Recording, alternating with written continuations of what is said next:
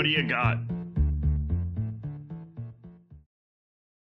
Black Veils, Shroud of Decay, some Servitors. I mean, at least one of them get thrown forward. Sure. Yeah, I mean, I'm making a Servitor in hand plus the thing, so that's 3 bleeds. 1 gets forward. Yeah, I mean, I forgot to pick back up the 1 blood, which hurts stupidly as well. There's just I got so demoralized there at the end by changing my plan from kill Ben back to kill Hines to back to kill Ben, realizing that like, oh, I could have doubled up if I would have just done this the turn prior. You could have ousted us both. I think I could have gotten you both ultimately. Yeah. But that like put me in a tailspin. And then of course at the end I didn't find the Iron Fist until it was too late. So yeah, there's no shaming in getting intimidated by a Nosferatu deck. Yeah.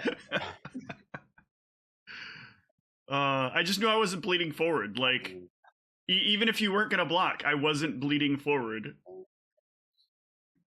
Yeah, I mean, this is before I take my first bleed action. This is my table state. So yeah, 1, 2, 3, 4, and then how many shrouds? 1 in hand plus 1 I'm recycling. Okay. So that's 4. Depending on what I draw in the meantime.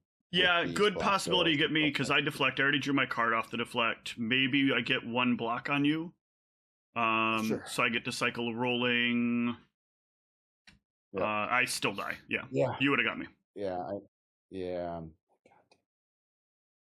And the turn after I have to split the veils for bringing back the ones that I'm going to let go. It's, the deck was interesting with 7 Villains that I didn't see a single Villain until all my dudes had like hardly any blood left. And I was like, what the fuck? And I saw like all the family gatherings early, which was great. But I mean, when you can't pull the blood back, of course, my first 2 vampires got completely wrecked anyway. I had no blood to pull back. So that was problematic. I had the combat ends, but I was grappled every time. Yeah. So. You had no Predator. Yeah, that helped a lot. I had no Predator after. At a point. Yeah. At a point, but early on, I was a turn behind on my Spectral Servitors because I couldn't make one my first turn because Monica would have gone to Torpor. So. Yeah, it was, which meant Linnell got wrecked. Maybe I shouldn't have brought Linnell out that turn, but then I'm behind even further, I think, if he decides to dunk Monica, because then I can't play 2 family gatherings that are in my hand. So Lackey, of course, gave me 4 of my 7 family gatherings in my opening, 12 cards? Yeah. Although it didn't work out negatively for you. I mean, it was still... It didn't. I mean, family gathering never works out negatively. Mm-hmm. It's fine. It moves. I just, like, being a turn behind because I couldn't play any cards with Monica my first turn, and I was afraid to do my own dental work. Yeah. Because I saw a discarded intercept. And I was holding, like, no stealth in hand. For the stealth that's in this deck, it just seemed... So the big problem is you just didn't have enough stealth. Yeah. And that was a draw problem rather than a... Mm-hmm. It definitely was. That shifted entirely once you lost Jan as a Predator, because you got an assist from me that I wouldn't have given you if I thought it was going to be that easy for Ben to dunk Jan. Yeah, exactly.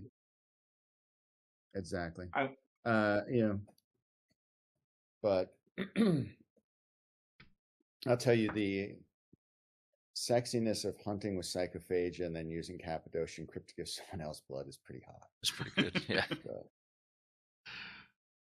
I am happy that this deck proved that it's not entirely Class A garbage. So it gets another shot. maybe I just need to not be as tired when I play it this time, because I have not been resting well, and this was like the misplay and discarding the wrong card at the start of the game hurt a lot. I was feeling that through the whole game. Not pitching that Mithraic Cult 2 turns earlier hurt a lot, and then just a lot of different inopportune choices towards the end of the game. I think you have proof of concept at least. Yeah, I definitely have proof of concept here. So this is the build I think I like most. Yeah, I've learned that Donald. Yeah, you had a very favorable prey. Yeah. I did ultimately. I thought there would be more rush back, but it was nice that you were focused forward as well. I have some combats, even though it's mostly a stealth lead. Okay. Deck. No creeping sabotage. No, of course not. Come on, I want this card to work. I actually took out the delaying. I had 2 or 3 delaying tactics that I took out the last minute because we've been so voty the last couple of times. I'm like, nah, we'll be bleedy this time, and then my prey is the vote deck. Oh my God, damn it. Thanks, Carl. Yeah, but I've learned that Donald O'Connor is better than the deck for me. Yeah, he's outside of what you want. Yeah. But it would allow you to play Iron Fist. Sure, but you would need to forget about the Anarch angle of the deck. Yeah. Actually, I don't think Donald is so bad in the deck because you lock Donald to the Bruges Debates and you unlock him with the ability. There's not another 8-cap that you're playing in the deck, right? Oh, no, but however, he's the one I took the blood off again because he was too expensive. I'm relying mostly on the Anarch angle, and I had to go for like Valeria because otherwise I wouldn't have had any intercept. Like, gotcha. But you don't need. Introduce You didn't need any intercept against Ben. Just needed some combat defense. Yeah, but we'll see where this deck goes. Anarch Secession maybe is what you need if only it existed in this, or some effect similar. Well, on the advice of counsel, I decline to comment. Yeah, we don't have Embrace in this either, which is because Donald plus Embraces would be good because then it would be fine to mix him with the Barons, right? But in V5 you've got Third Tread and you've got Child and you don't have Embrace.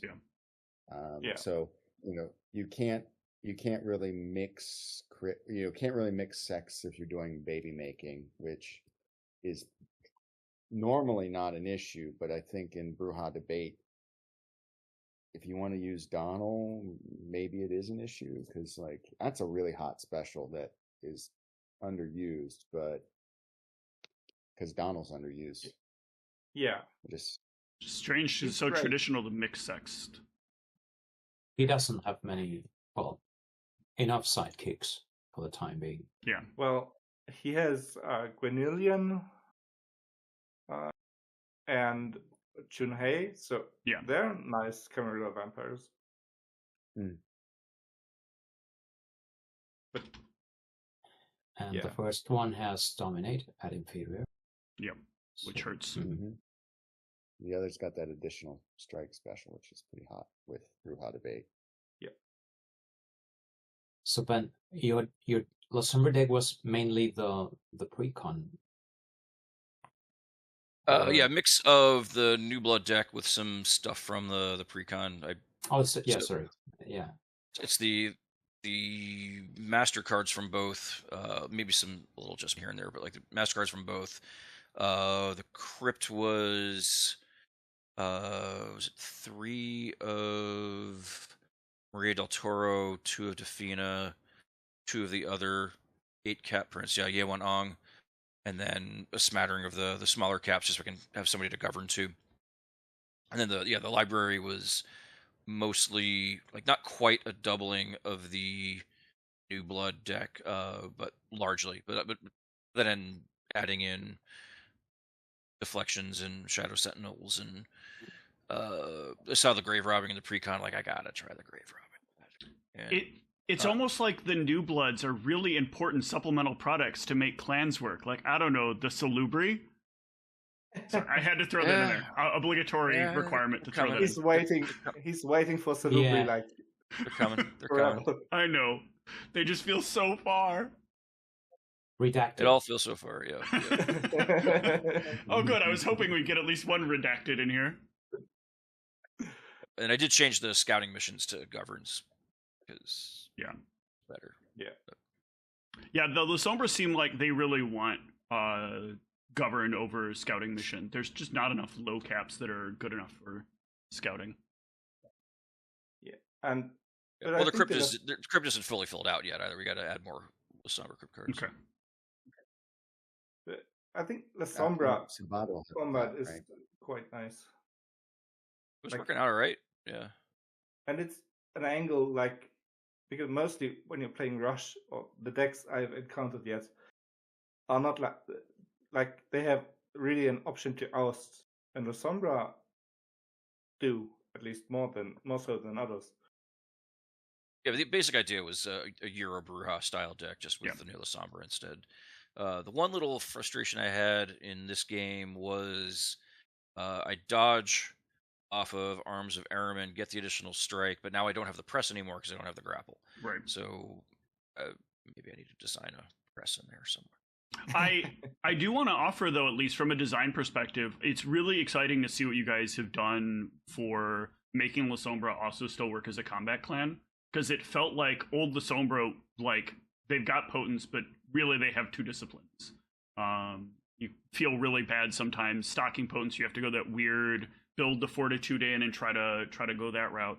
Here, I mean, there's lots of fun crypts that you could go different combat strategies with. So good job from that design point of view. Thanks. Yeah, the big tech for them there was putting additional strikes into Oblivion. Yeah.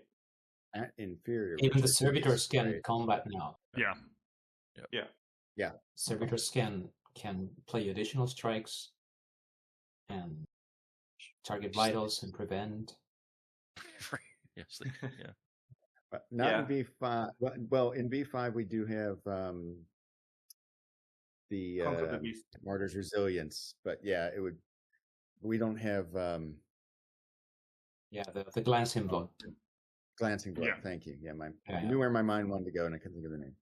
Yeah. But yeah, Martyr's Resilience in V5, it would be, I actually, considering how good the additional strike package is with the inferior Oblivion, I was toying with the thought of Styx, Servitors, and some Martyr's Resilience and a little bit of Indomitability, Hidden Strength, and trying to just bruise people with Servitors today. And I couldn't quite figure out how I wanted to balance that, because a Servitor getting in combat with you and then hitting you for 4 or more with a stick and maybe a target, or there's no target vitals in V5, but with a stick is kind of funny. So you're trying to do that because top dogs are $40 each, right? For how much longer, though? That's just going to get redacted. Never mind.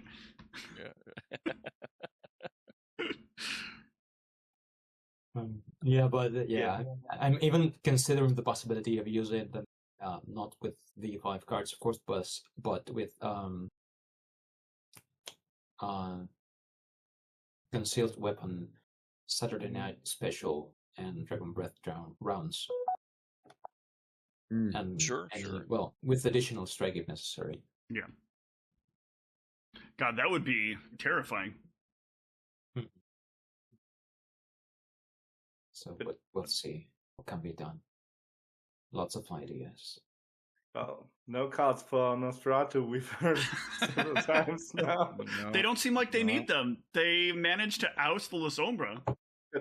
They actually manipulated everyone so that they could get the game, well, not the game win, but just a victory point. Yeah. But what I wanted to ask, Ben, you said you would have designed Protect District differently. Like, you didn't like how you designed it. What would you change? I mean, the card works out just fine. It's just Yeah. it annoys me to a great deal that it has so much text explaining how you can't play it compared to how much text that of explaining how what it actually does. So from a aesthetically, I find it horrible. But the effect, people like the effect of the card a lot. Yeah. If you went with the split reaction symbol design, though, it does clean that card up a ton. And you guys have done that on a couple of things to make the cards cleaner, like the Second tradition. Salubri's, prevent card or gain 3 blood. What's it called again?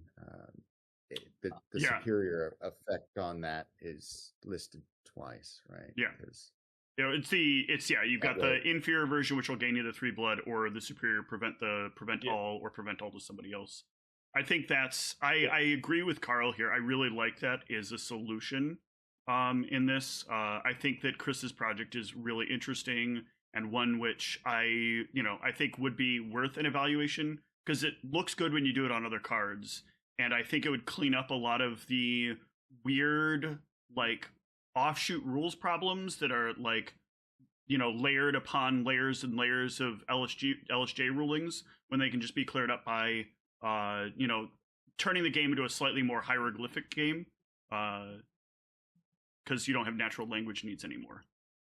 Natural language needs.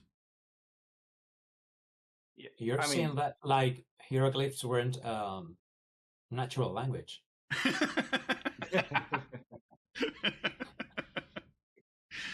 That's his next project. You know that, right?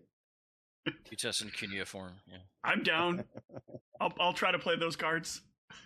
But then you have to release cards that only exist in cuneiform and see how players handle it. The ultimate test. Shuffling the clay tablets is going to be difficult, though.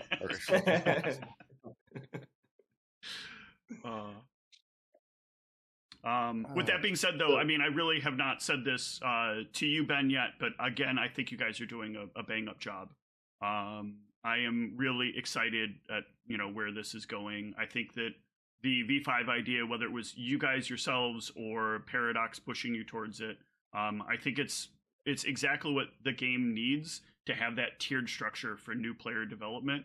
I think the 2-player idea is fantastic. I have not found a better way to introduce a player to VTES than sit them down with 2-player decks that actually work against each other, play through a handful of turns, watch them gain the full understanding of the game, and then bring us to a V5 table where they can understand the most important mechanics and just have to get used to multiplayer dynamic. That's very much the intent of it, for sure. Yeah. Regarding 2-player, like, is there a broader horizon, like timescale products would be planned? There is. We need to sort out what exactly that timescale, where that fits into the product roadmap. We're trying to get Brazil and New York out the door after, of course, Salubri, Ravnos, and Samis, New Blood. So like, there's that. So at the very least, the 2-player rules are available. Yep. You can make the decks.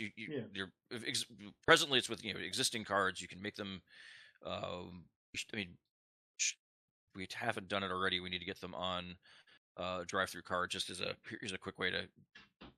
Yeah, I think that would be a good idea. If you really need some one-stop shopping for print and play, we can do that. And then as a more formalized product. Next year sometime. I wish I could predict what month it is. That's fine. Next year Or sometime. it's just like next year is already something I think which we would be happy. Like Steve and I have been playing a few games. Yeah, there's a running inside joke. There's a running inside joke that we are the official, unofficial, or unofficial official propaganders of all VS5 related promotions. So yeah, but at the very least, like you can do 2-player now. It's available. It's yeah, much better than people are giving it credit for. It is, and I think if decks or some iterations would be on drive-through, this would be great because when I think it is good enough for me to introduce it to my friends, but I would like to give them like proper cards, not some proxies. Thank you, proxies. Word finding, and because I think that's not quite a nice introduction if you just some printout paper, but more proper cards. And most cards, a lot of cards are not as common. For example, like grooming is hard to achieve from regular products. One question I have to buy a bunch of third, yes. Yeah. If I'm allowed to get an answer to this, did I guess correctly about the plan for these to be in the New Blood form factor, and that's why the deck lists look the way the deck lists look in terms of count? That is yet to be determined. Okay. We are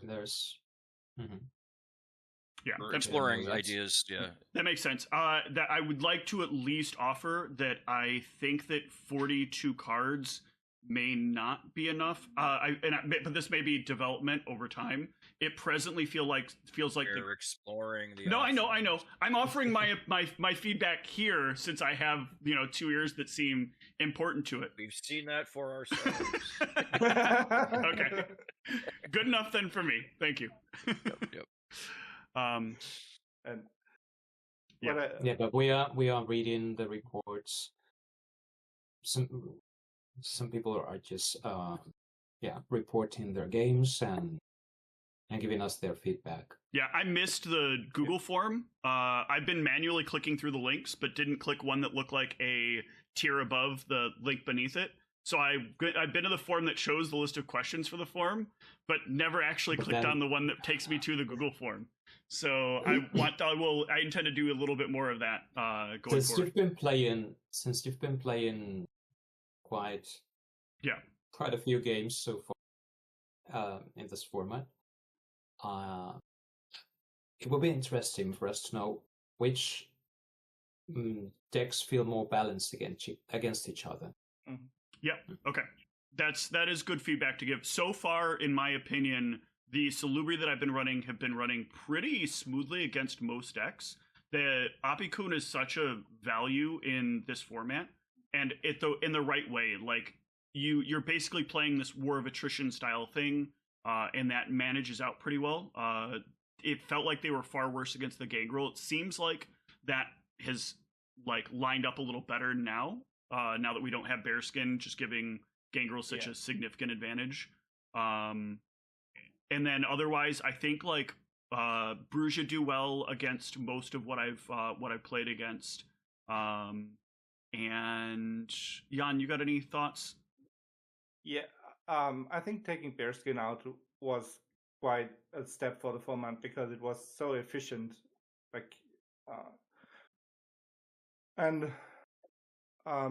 I think there's much to be explored. Like, for example, last game I tried Salubri with enhanced coagulant, and it worked out quite better than expected. It was a lot stronger than I expected. He played that along with Pulled Fangs, and if you can achieve just one of those, it's nuke target vampire.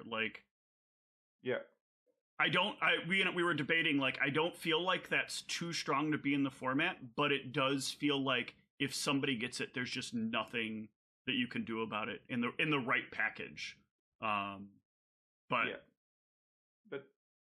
I think most people have been saying like stealth bleed doesn't work, but I don't think so. It's working out quite fine. You need to count, for example, more swallowed by the knights to maneuver if you get in combat, but that's just fine. And none of the decks should work perfectly. Like, that's nowhere near our expectation. Yeah, not at all. Yeah, ideally, you're being continually given a series of imperfect choices. Yep. Yeah, I think that works quite fine. I think Ventru would be the most clan which has to struggle most. No, I think the Toreador have the biggest struggle ahead of them.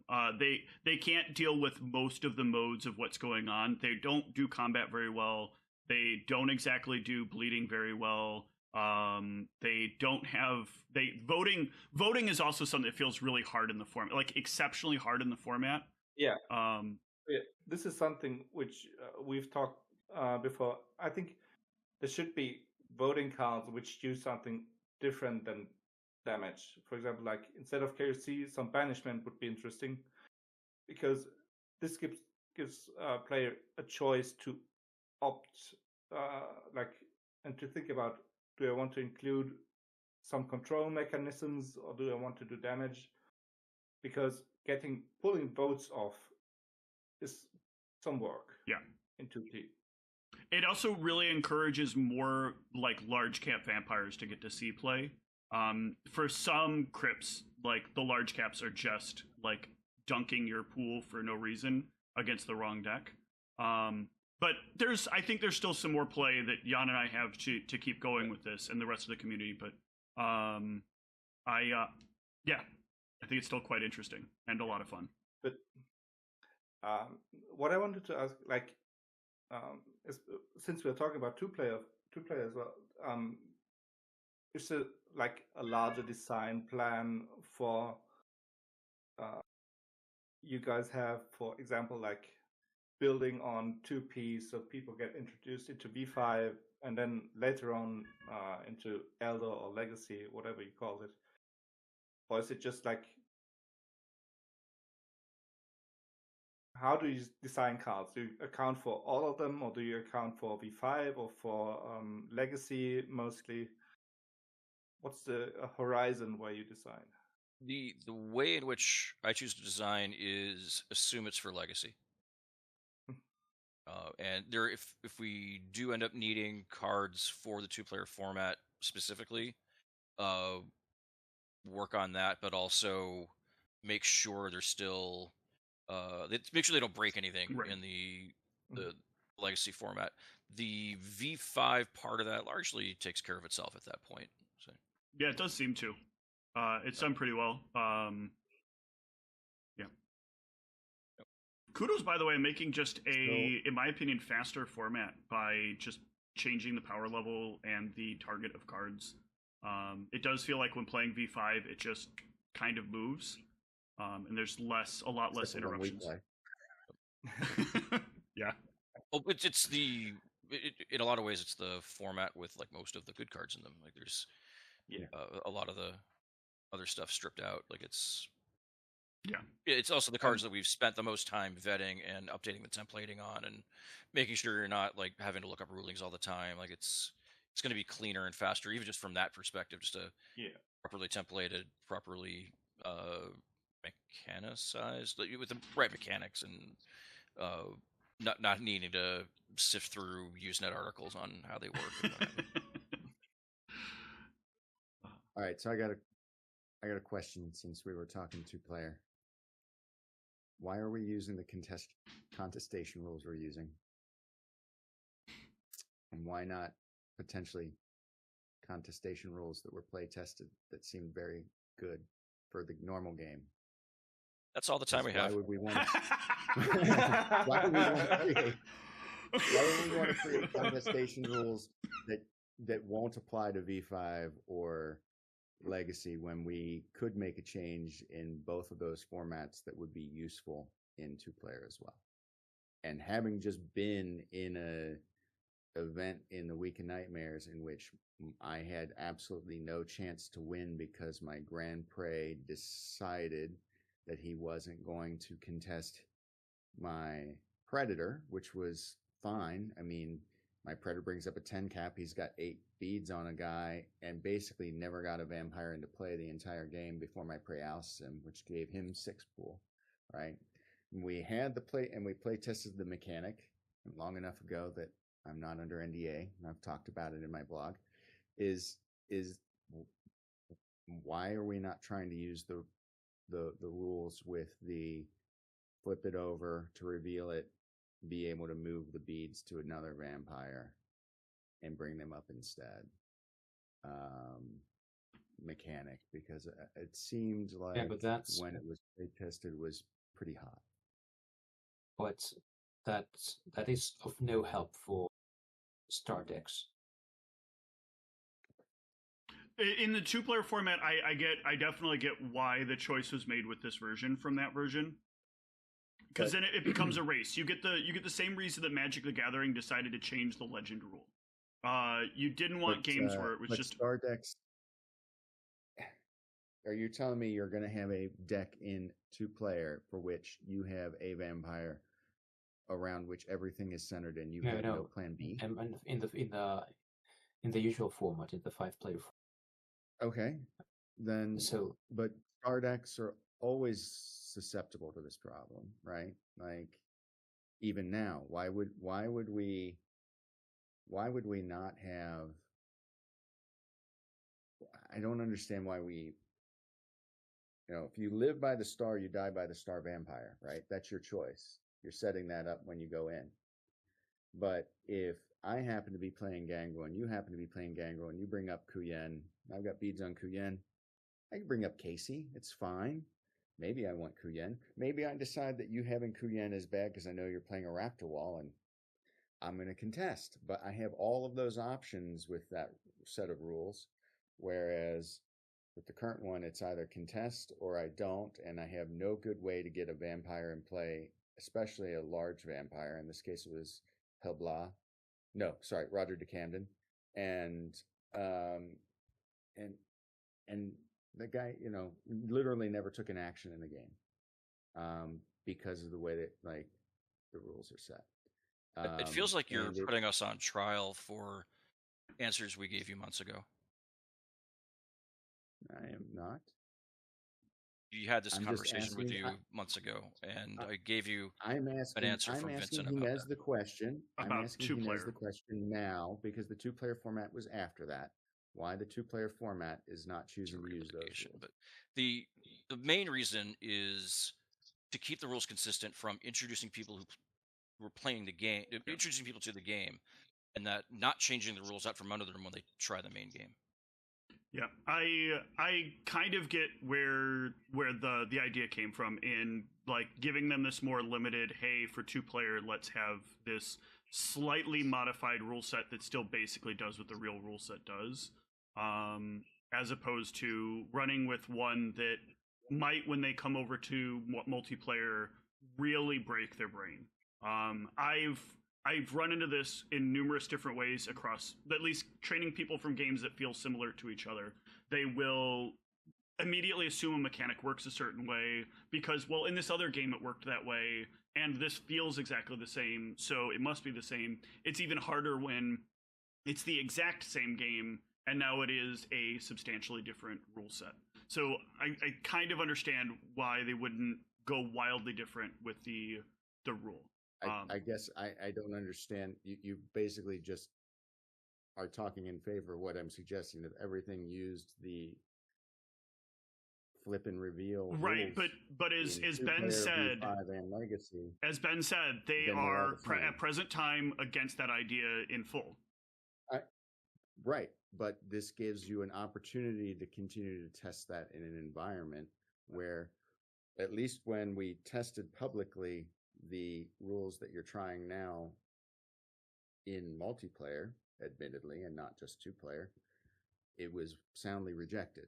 And it just feels like a step backwards to me.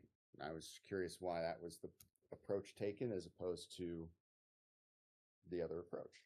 Keep the rules consistent from the intro game to the actual game. Yeah. Okay. Yeah, and contestation in a 2 fatal. I mean, it is. Yeah, if it was Gangrel versus Gangrel, and one of you both can't bring up Ragnar, it's going to be a much different game for you. Ragnar is pretty important in certain Gangrel strategies, and if you're both playing similar, one of you is at a dramatic disadvantage. Not so much that I think Ragnar is like problematic in the format, but enough that you're definitely going to feel the difference between having it and not having it. So, yeah, Fair. I mean, I figured I had the guy that could give me the answer. I was curious what the answer was. Let's remember, just like in VTES, we're all actually friends here after the game is over. Right,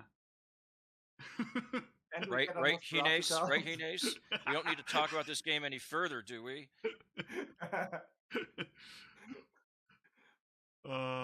We should actually do something about the Silverbri.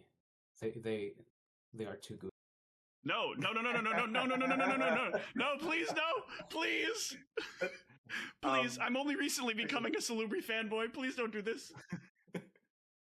But one question I would actually have, maybe a last one, but what I find, I've written in the Discord, but I don't know if you're reading. I think somewhat Potence and Animalism don't have as much on their arsenal. Like when you compare it to Dominate has actions which go forward, which offer control. They have modifiers which can help their actions through, and Potence has maybe one or two actions like which are non sect related. I think horseshoes and what's the other one? I don't know. Well, preternatural strength, heroic minds. Yeah. But essentially, Jan, you're doing this is the narrow argument, right? Why is Potence so narrow when there are several other disciplines that get to move outside of just explicit narrowness? Yeah. And it doesn't seem like that's because of the RPG necessarily. Just like very curious about this. Haven't been inspired to make Potence actions. I think it's really the simplest answer there. Okay. And it's primarily a combat discipline. It's look at the RPG. There's not a lot of there's a lot of showing feats of strength, but it's like they don't do rituals. They don't do. Right. It feels more, at least like the theme of the RPG just feels more combat card action modifier type, like rather than something to be done with an end goal. It's just like here's a yeah. I mean, when I read the core book, I think I found they have Draught of Might. Like they're giving someone their blood, which gains a strength. I figured this might be something interesting, like strength related, but yeah, fair enough. Yeah, it's if the inspiration strikes us, I'm not opposed to the idea. I'm not saying we should not make Potence actions. I think we've made a few of them. Couple. Yeah, we made Line Brawl, and Anarch 3-way type stuff. So that's in there. Like here's your rush action for Potence, which we hadn't seen before. So it doesn't mean we can't do things like that in the future. Arson type effect. There's already Potence burn a location card. All right, so send all your Potence design ideas directly to Ben. And take into account, Jan, that making good Potence cards would benefit the Nosferatu.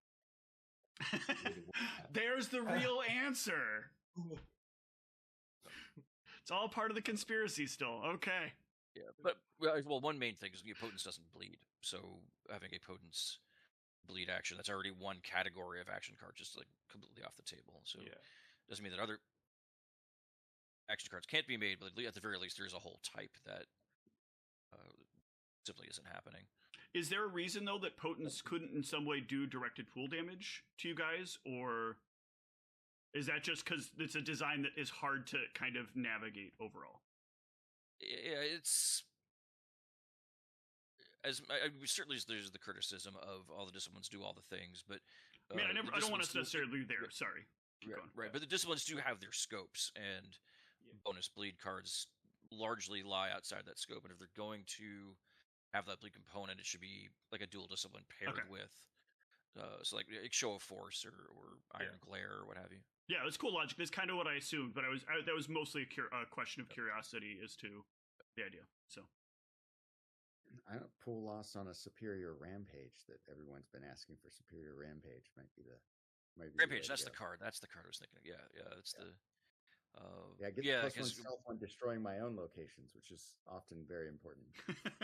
Yeah, we need to blow up your own High Museum of Art, Atlanta. Yeah. I can't parody shit because I have this thing. I gotta print it up. I thought we already did reprint High Museum of Art in the Gangrel starter. Did you? Hold up. That's one of my favorite dumb tricks. It's one of my favorite dumb tricks. High Museum of Art, Atlanta.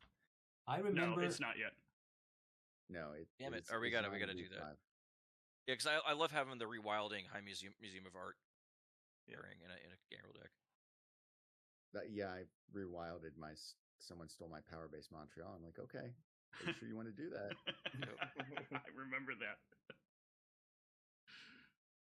We're always looking for the Monastery of Shadows. Like, where is it? Where is it? Where is it? Come on. No, sadly not. Make it happen. Yep. You're the captain. Make it happen.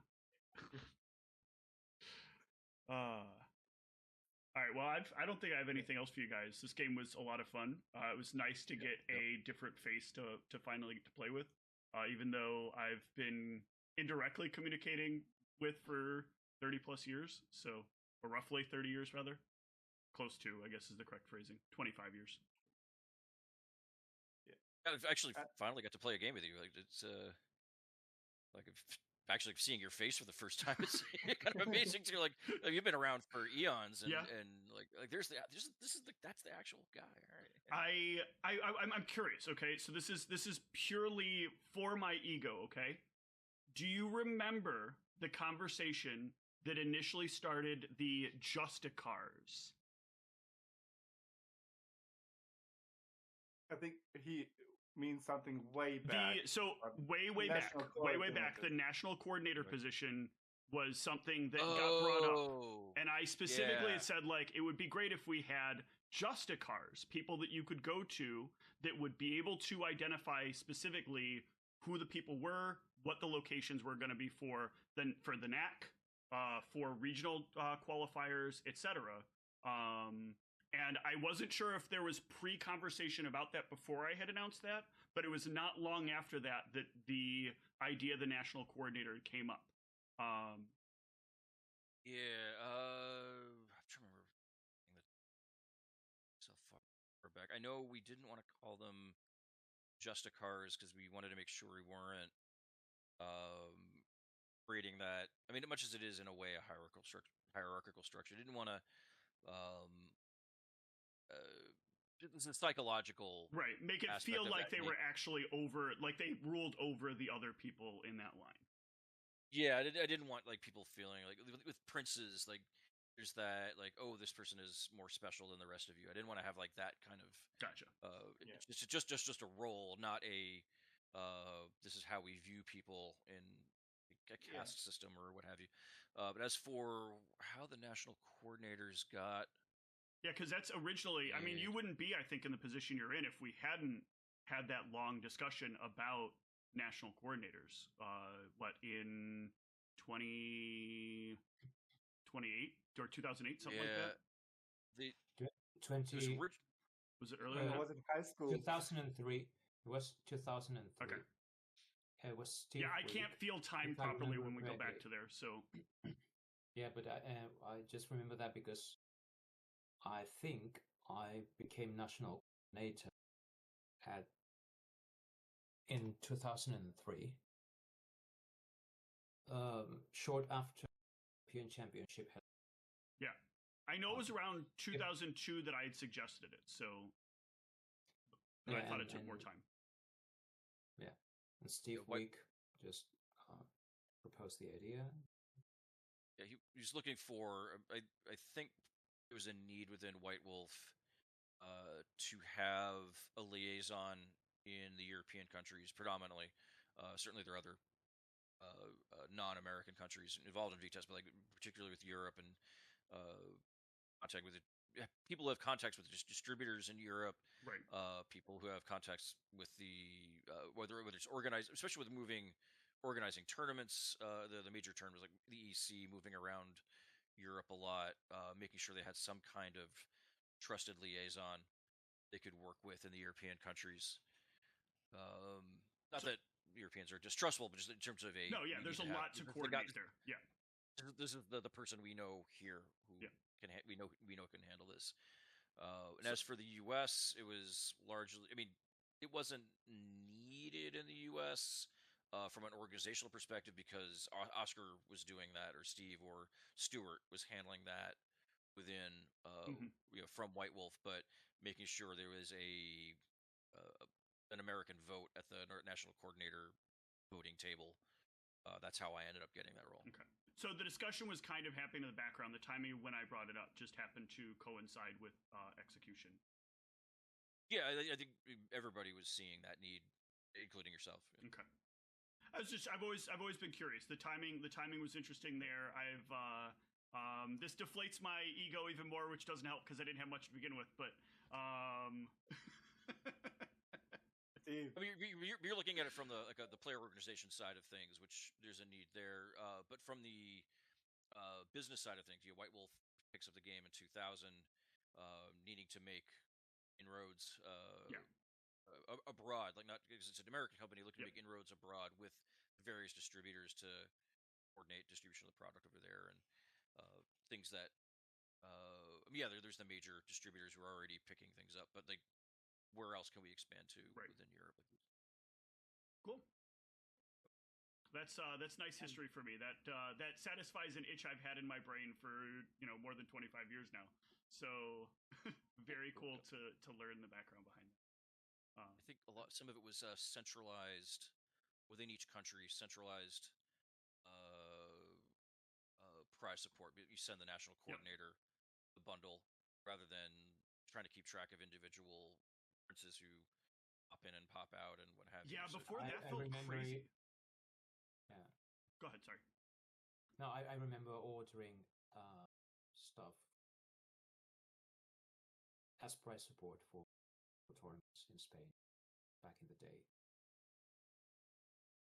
First, directly from White Wolf, and then from Johannes. Yeah, it felt like things got smoother once coordinators were put into position. I don't know if maybe that was just, conceptual, but it definitely felt like it was an easier process. It also went smoother when they hired Oscar. Okay. I think Oscar had come in as I was getting into there, so. Yeah, he did well for himself there. I think moved it. I forget if he started as the org play guy, or if it was another broader like. No, I think he drew into that, if I remember correctly. Chad Brown, I think, was handling some of that initially. But yeah, Oscar ends up growing into the org play role and somebody with a direct connection to the VTES community, just by nature of being a VTES player himself, and also having a lot of familiarity with the European players as well, and then being able to having him in place made the prize support distribution a lot easier. Okay, so that may have been he may have been the change that I experienced more so than the coordinator change. Both. I wouldn't. I expect having both in place there makes everything better. Okay. Yeah, it was a fun game, guys. It was. Thank you so much. It was. Nosferatu proved to be everything we thought they would be, which is the winners. I wasn't expecting. Thanks. You were so spontaneous and joined us, Ben. Yeah, thanks for having me. It was